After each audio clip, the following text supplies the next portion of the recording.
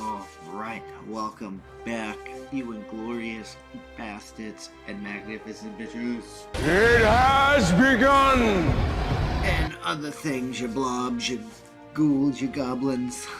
Whatever you might find in the Star Trek universe, it is I, Doc Camo, and we're just gaming back for more Captain's Log. Let's go. Loving this. I'm addicted to this.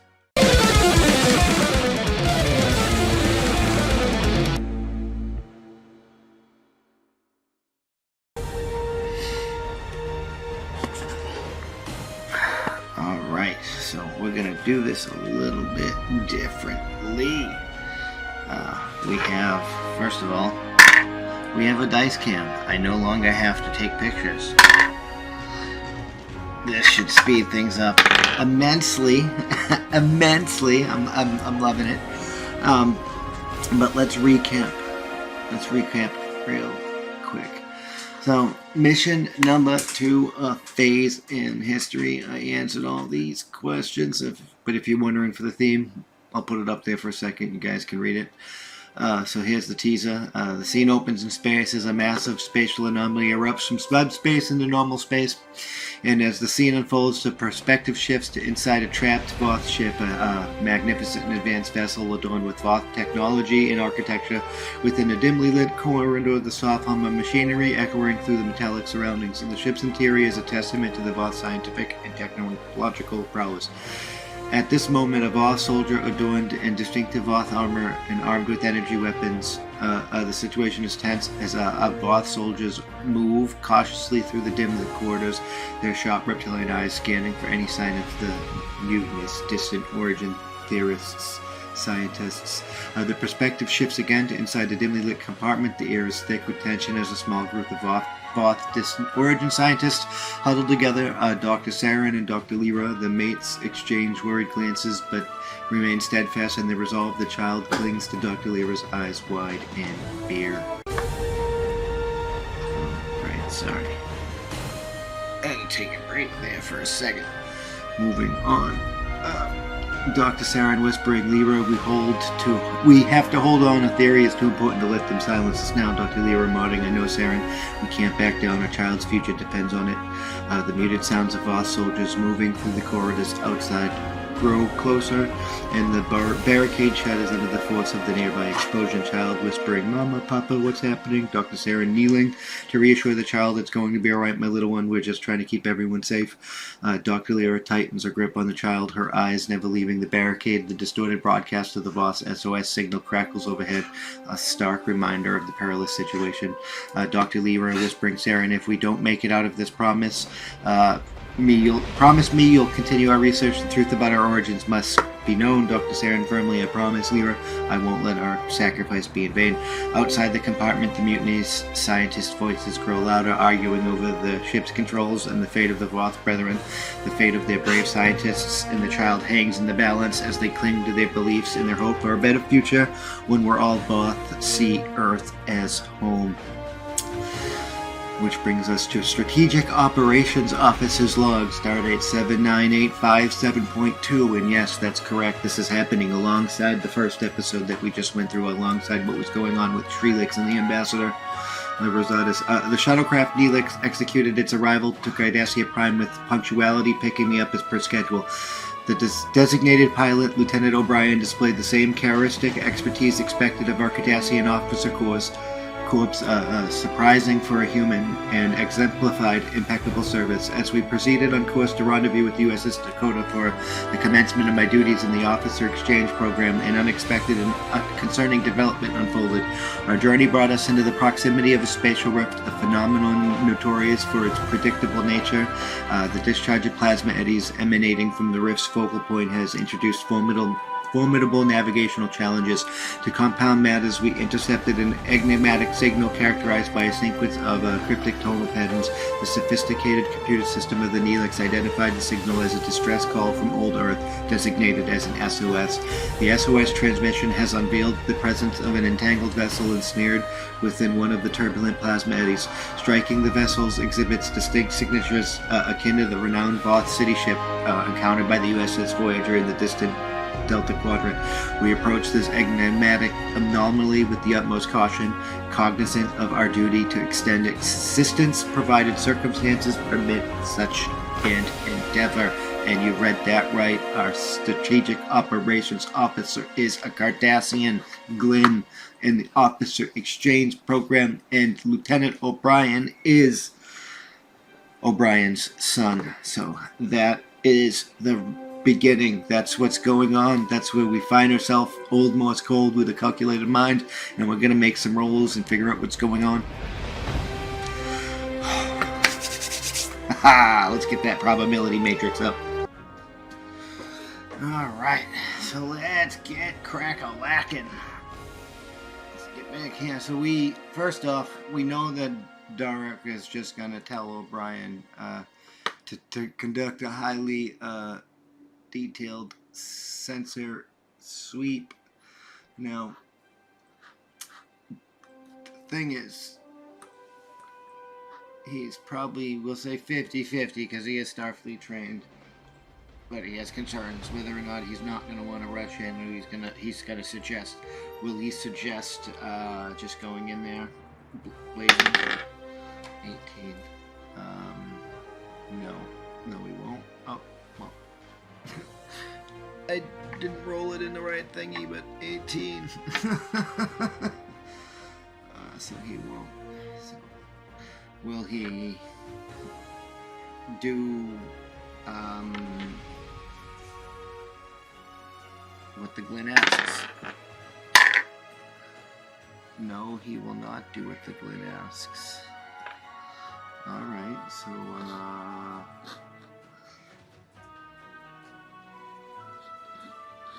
we'll probably change the name of the scene. O'Brien doesn't do what the Glenn orders him to do. I see a fucking a demotion to ensign coming in somebody's future. Does he just try and take the ship in?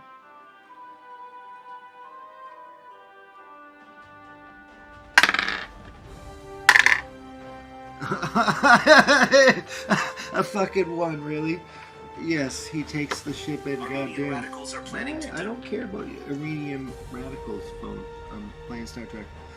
And instead takes the ship into the plasma storm like a psychopath.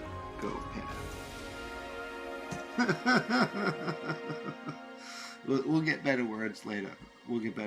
So, yeah. Fucking navigate plasma eddies to approach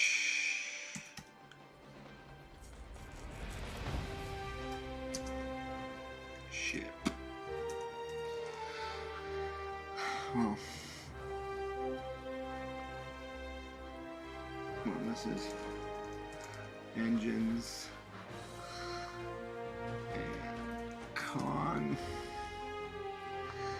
and this is con and daring.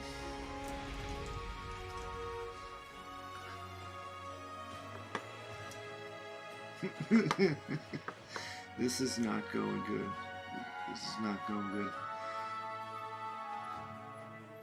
Hey, where's your sheet? So 10 and 5. 10 and 5. 15.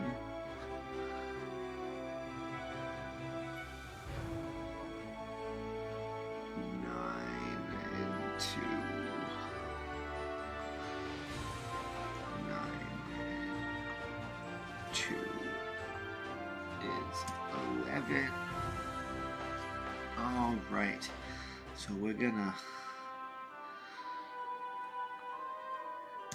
spend our momentum that we have built up from the other episode for another dice.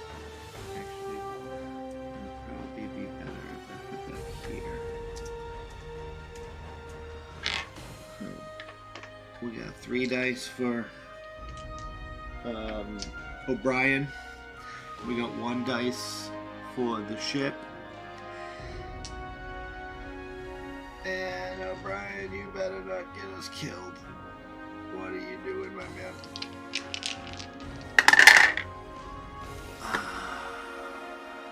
So.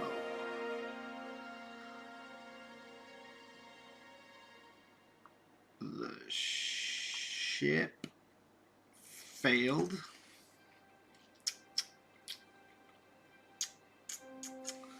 O'Brien got a 13, a 13, and an 11, which is still an ultimate success. But we didn't gain any momentum, but we did succeed. Fucking O'Brien. It's Kiroshi, right, I believe? Hold on, let me get the success color here and save this. Where's your sheet? Where is your sheet? That's the wrong stack of sheets. Yeah, Kiroshi. Kiroshi is a fucking crazy dude. Dude.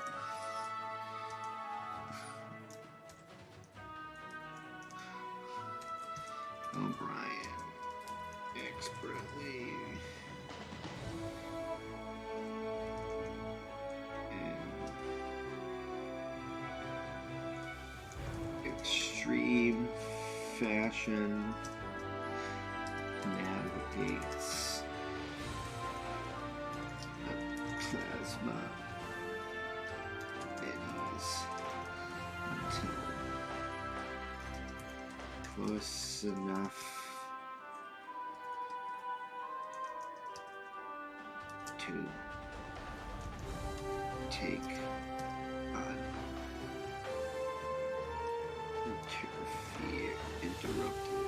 uninterfered or take clear sensor data. Clear sensor readings. Positioning. The Neelix close enough to board. Possibly transport people off the vessel. All right.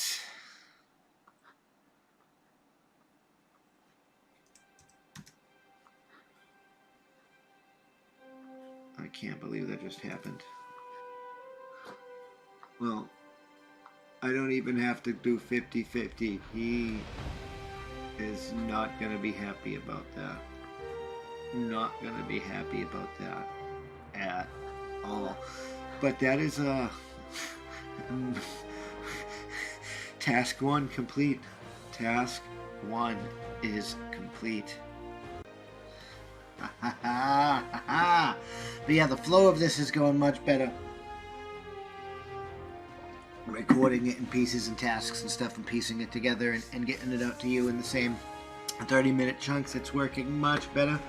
So we got some narration to go on here. So the old Morse code, and we changed the name of Scene 1 to the Defiant Pilot. As the tense situation unfolds on the Voth ship, Glendarrick, the commanding officer, takes charge. With the steely gaze, he turns to the ship's experienced pilot, O'Brien, who is known for his precision and efficiency. Glenderrick, authoritatively, O'Brien, we need a highly detailed census sweep of this area. We must gather as much information as possible before proceeding. He could see the visible disappointment in the young man's eyes as he hesitated slightly while considering the orders Derek just gave. Not the best time for the man to freeze up when time was of the essence and lives were in the balance. Derek approached O'Brien, his eyes narrowing as he examines the man sitting at the helm of the Neelix. However, before he could inquire as to why, why I am dyslexic today, why he was hesitating, O'Brien began manipulating the shuttle's control, and the thrust of the engine threw him backwards into the bulkhead that seals the aft compartment. Glenderrick, concerned, this could be dangerous, O'Brien. We should proceed with caution. And before Derek can finish the sentence, O'Brien turns the shuttle and heads straight for the Voth ship. We did the roll. It was a success. O'Brien determined, I'm taking us into the plasma store, Glenn. We need to find out what's causing that disturbance. There's someone in there we have to save. With the resolute expression, O'Brien pilots the Voth ship directly into the heart of the plasma storm, navigating the turbulent and electrified maelstrom like a daring renegade. The ship shakes the shutters as it enters the storm, and the crew members grip their consoles, bracing for the unknown. Derek, caught off guard by O'Brien's audacious move, can only watch in astonishment as they plunge deeper into the unpredictable chaos of the plasma storm. The decision to defy orders and enter the storm head-on sets a bold and perilous course for the mission, one that will test their mettle and resourcefulness in the face of the unknown. So,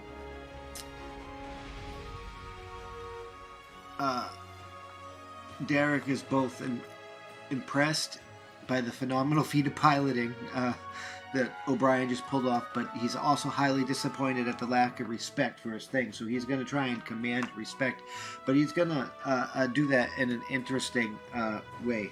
So we're going to roll 50-50 because he's both, whether or not he's going to mention this in his log. So, 1 through 10, yes, he'll mention it in the log for like the captain and stuff to read, or 11 through 20, he will use it as a teaching experience. Teach the man the respect of obeying decisions. Yes, he is gonna put it in his log. So he begins telling the man. So he begins telling the man a story of two Cardassian animals.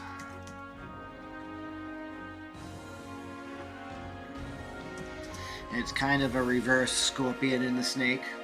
Instead of the skate riding on the scorpion or riding on the frog. So the scorpion's trying to get across the river, and he convinces the snake to pick him up and carry him over. Like, I won't eat you, but he eat you. But the scorpion can just sting him, and then when they eat him, the snake gets struck by the scorpion. I will get it in the story when we type it out better. But he goes into a tangent about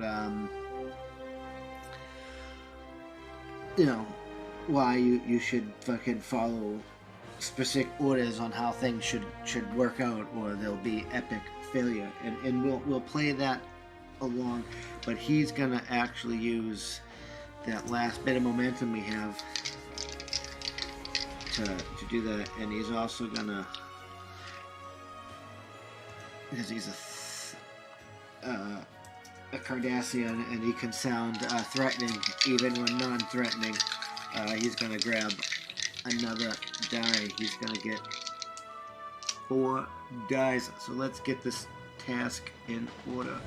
So we got our presence is 10 and our command is 3.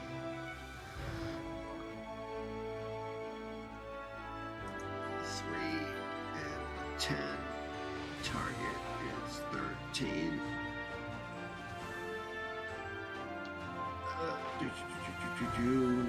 He's Cardassian, so yeah, it's going to be 3. But he's going to roll 4 die. Our target's 13. We're going to see what our numbers are, and we're going to go from there. We're in task 2. Task 2, baby.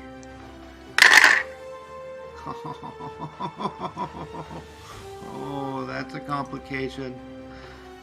That's a complication. That's a failure. And that's a failure. Oh, failure.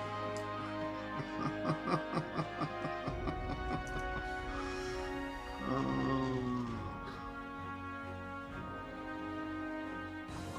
this is not gonna go good.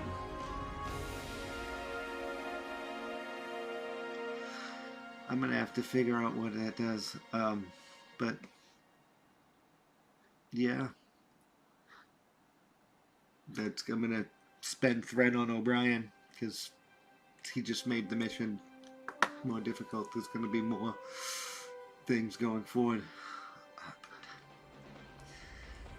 That was number 2.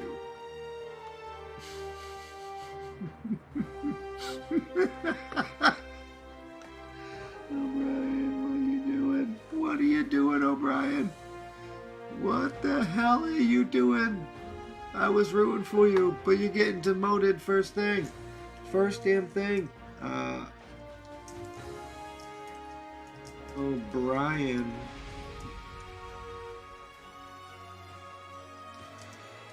Doesn't listen to Darrock and erects a force field, trapping him in the rear of the forward compartment.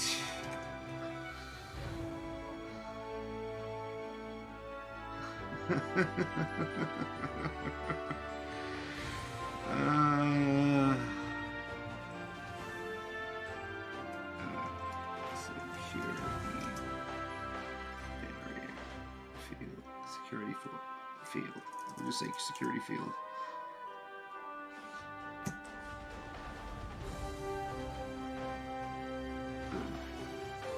That is what we're gonna do.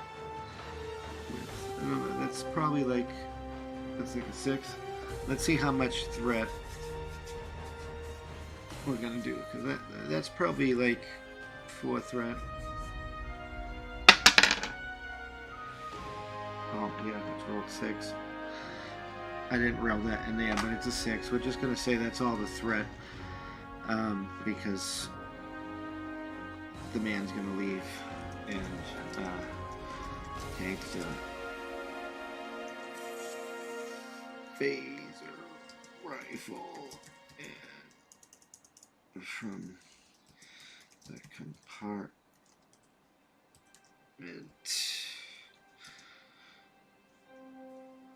next to one of the seats and transports. We'll just say he locks him in the forward compartment from there, and we'll give him one last time to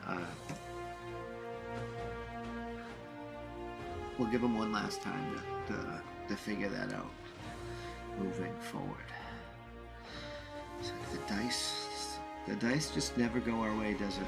Just never ever goes our way.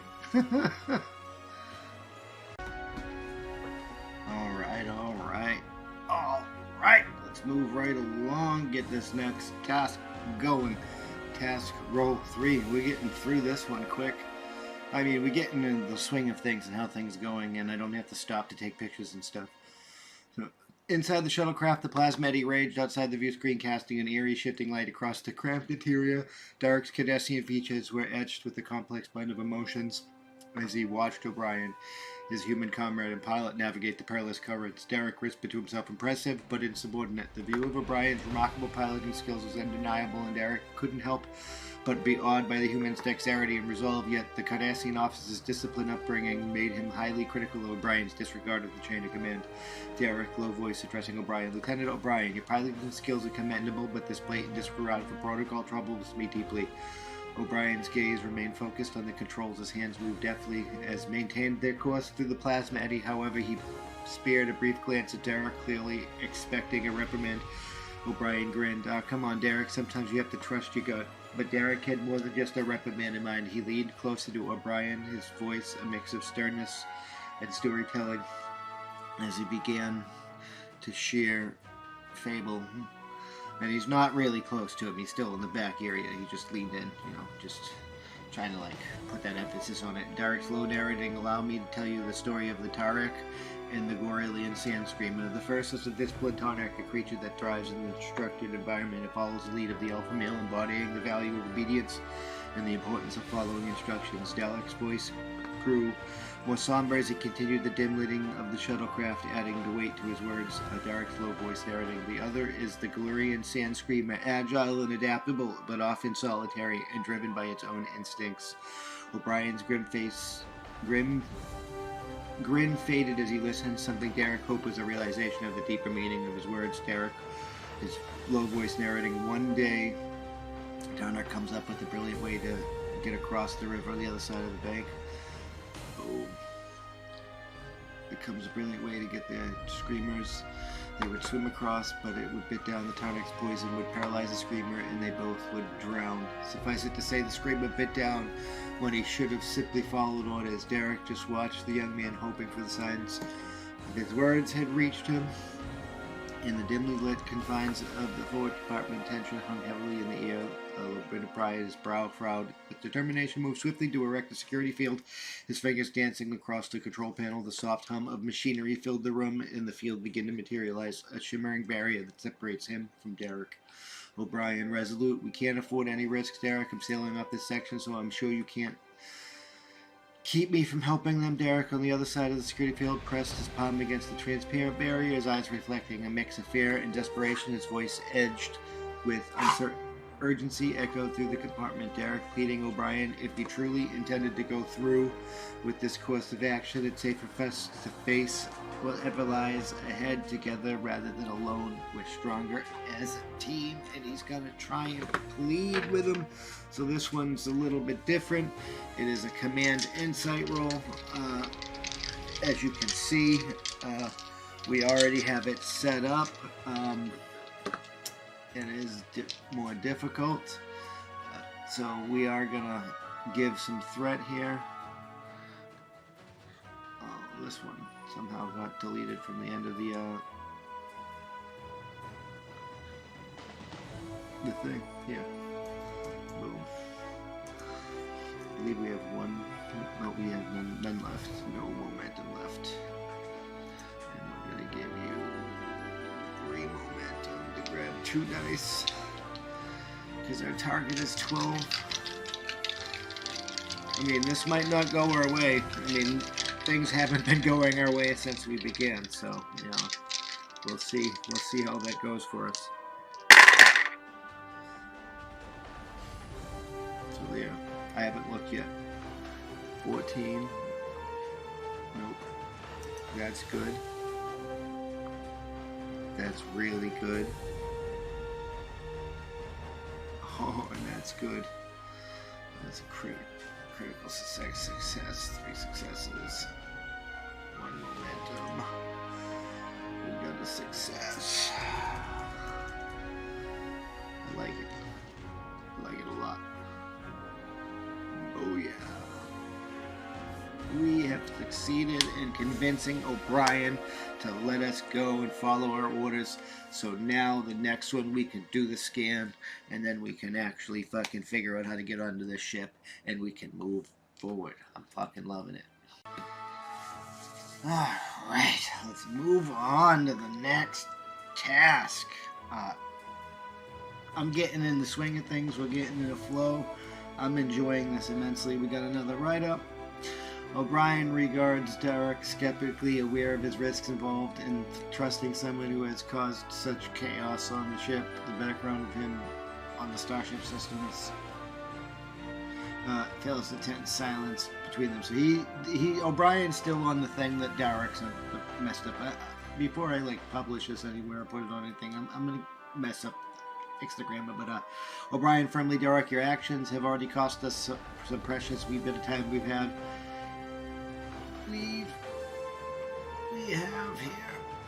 have here to help these people. Why should I trust you? You Cardassians are all liars. Derek's gaze remains unwavering as he steps closer to the force field, his voice earnest and determined. Derek, urgently, I admit my people do have a bit of a reputation for being arrogant, hard asses, but if you release me, I can help you navigate the situation and minimize the damage. Please, Lieutenant, we don't have a choice. O'Brien's gaze softens slightly as he weighs Derek's words. The ship shudders slightly from an impact, a stark reminder of the imminent danger they face. O'Brien hesitates, alert. All right, Derek, but you step out of line even once, and I won't hesitate to put you back in that cell. We're on a tight rope, yeah. O'Brien, that might change this to I don't trust you or something. Less, commandy and more, distrusty, because that's how the situation's reading. With the touch of his console, O'Brien deactivates the force field, allowing Derek to roam the shuttle free. The two likely allies exchange a nod, their shared determination to comfort the impending crisis binding them together. Seizing the moment, Derek charges O'Brien in an attempt to tackle him to the ground and restrain him for further reprimand. We're not even gonna skip a damn beat. We're gonna tackle this dude to the ground, and we're gonna ask him why he's playing these stupid games, and we're gonna do it. We're gonna spend this momentum for an extra dice, and we're gonna give some threat for an extra dice, because I really want this to go through, because I know the dice set made this all happen to begin with, but O'Brien needs to get his head out of his ass, because the grid really is trying to do the right thing. He is trying to represent the duties and he just wants to make sure they got all the sets of data and they know what they're walking into and such. So and O'Brien's already wasted time with his evil Knievel heroics crap. That looks like a complication. So that's a fail. That's a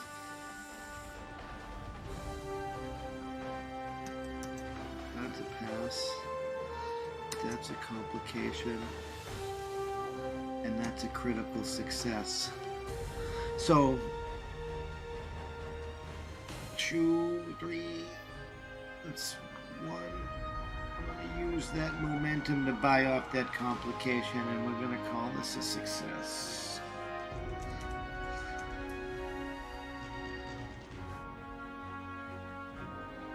Boom.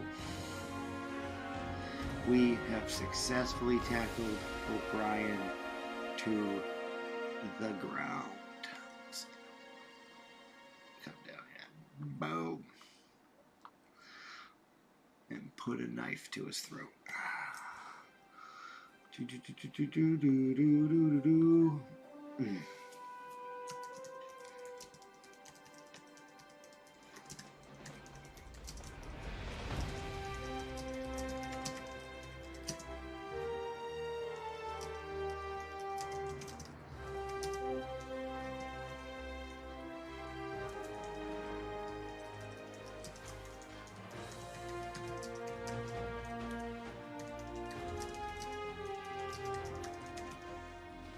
What happened there?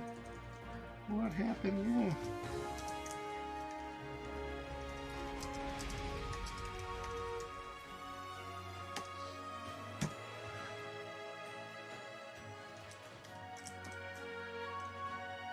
That. And we're going to try it again. Derek tells O'Brien there's a time to be the streamer and a time to be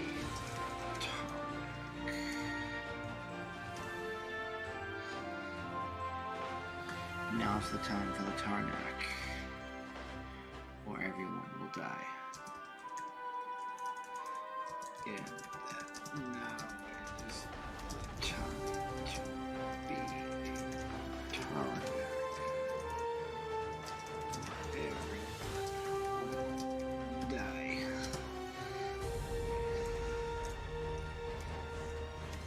He looks Brian deeply in the eye before spinning the dagger around.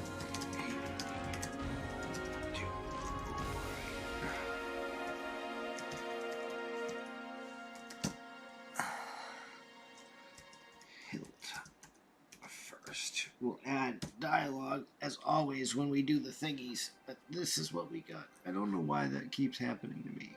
We're gonna just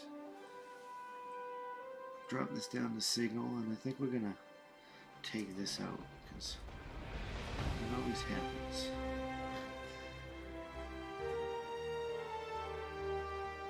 See, this even messed up on me.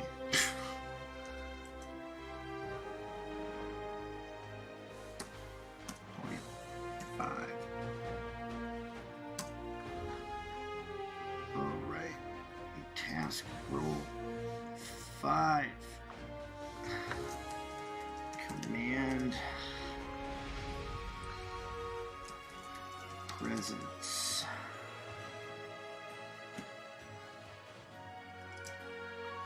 We're on top of them. This is only a difficulty 1. We're at 4 threat, 0 momentum. Do we give threat to grab the die to make sure, because I really, oh no.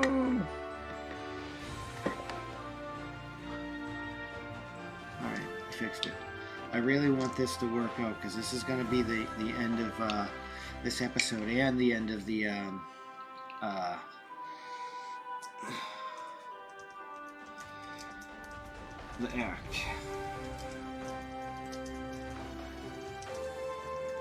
Convince O'Brien to trust you. Oh, right.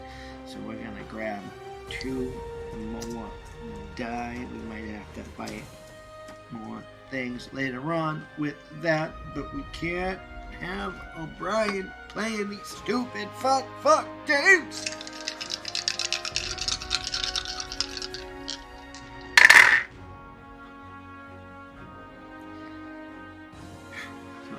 So you're gonna stay there because I'm not even looking at the yet. I forgot to put a thing in there. So we got 10 and 3.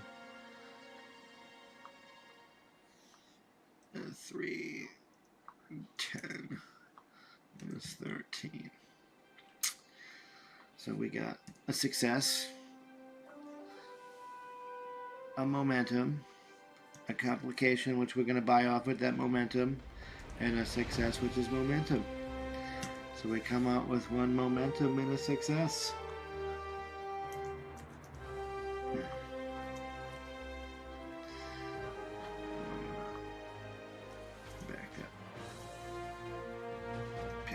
Up, come down here, paste it in, back this up.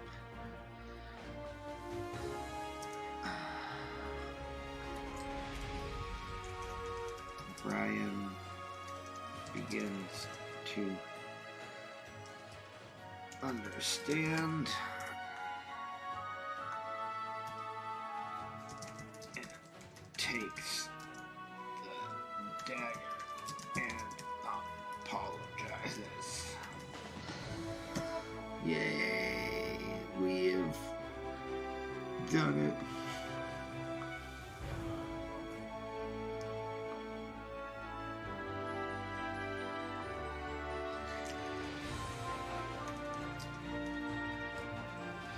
So Derek's intentions. Takes the dagger and apologizes.